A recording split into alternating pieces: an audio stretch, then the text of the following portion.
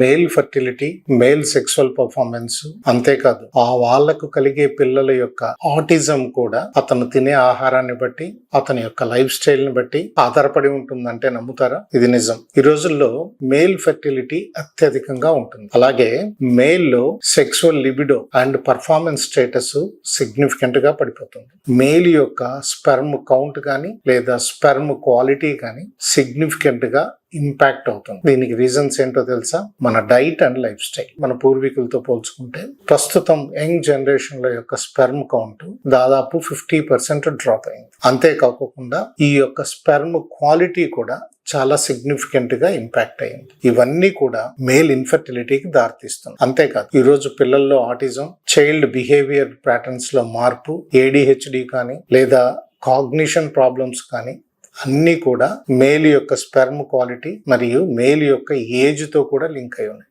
ఈరోజు మనం అత్యధికంగా తీసుకునే ఆహారాలు, ముఖ్యంగా యంగర్ జనరేషన్ ప్రాసెస్డ్ ఫుడ్స్ కు బాగా అలవాటు పడిపోవటం, ఫాస్ట్ ఫుడ్స్ కి అలవాటు పడిపోవటం, స్లీప్లెస్ నైట్స్ గడపటం, స్ట్రెస్ఫుల్ లైఫ్ గడపటం అన్నది జరుగుతోంది. ఈరోజు వీళ్ళు తీసుకుంటున్న హైలీ ప్రాసెస్డ్ ఫుడ్స్ లేదా ట్రాన్స్ ఫ్యాట్ కంటెంట్స్ మూలంగా ఈ యొక్క స్పెర్మ్ క్వాలిటీ అన్నది అఫెక్ట్ అవుతుంది. ఈ బాడీ బిల్డింగ్ కోసమని సోయాబీన్స్ బేస్డ్ సోయా ప్రోటీన్ అన్నది అత్యధికంగా తీసుకోవటం వల్ల ఇందులో ఫైటో ఈస్ట్రోజన్స్ అనేవి ఉంటాయి. ఈ ఫైటో ఈస్ట్రోజన్స్ టెస్టోస్టెరాన్ లెవెల్స్ తగ్గించేయటం వల్ల వాళ్ళ యొక్క సెక్సువల్ లిబిడో కావచ్చు లేదా సెక్సువల్ పర్ఫార్మెన్స్ కావచ్చు అండ్ స్పెర్మ్ క్వాలిటీ కావచ్చు బాగా తగ్గిపోతుంది.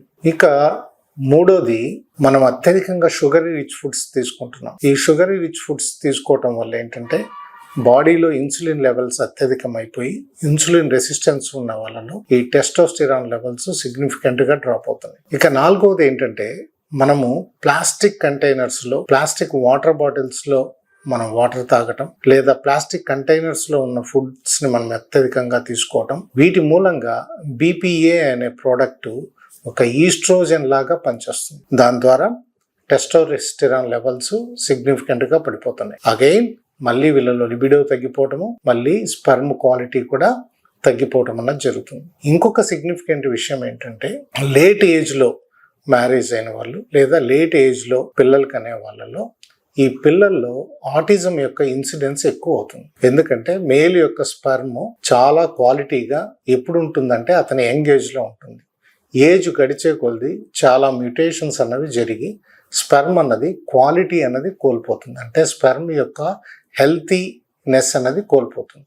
ఈ హెల్తీనెస్ కోల్పోవటం వల్ల ఈ చైల్డ్ లో ఆటిజము, బిహేవియరల్ ప్రాబ్లమ్స్ రావడానికి ఎక్కువ ఆస్కారం ఉంటుంది. దీంతో పాటు ఆల్కహాల్ కావచ్చు, ఒబేసిటీ కావచ్చు, లేకపోతే వాళ్ళ ఇన్యాక్టివ్ ఫిజికల్ నేచర్ కావచ్చు, ఇవి కూడా వాళ్ళ యొక్క సెక్సువల్ లిబిడోని తగ్గించేసి ఈ స్పెర్మ్ కౌంట్ను తగ్గించడానికి ఆస్కారం ఉంటుంది. సో వీటి నుంచి బయటపడటం ఎలాగా? జింక్ రిచ్ ఫుడ్స్, ముఖ్యంగా నట్స్ లోను, సీడ్స్ లోను ఈ జింక్ అన్నది అత్యధికంగా ఉంటుంది. అలాగే omega 3 fatty acid rich foods ని తీసుకోవడం చాలా ఇంపార్టెంట్. మూడోది, వైటమిన్ D సరిపడా ఉండేటట్టు చూసుకోవడం చాలా ఇంపార్టెంట్. హెల్తీ డైట్ తీసుకుంటూ రెగ్యులర్ ఎక్సర్సైజ్ చేస్తూ ఎర్లీ కన్సెప్షన్ అనేది ప్లాన్ చేయటం అన్నది చాలా ఇంపార్టెంట్.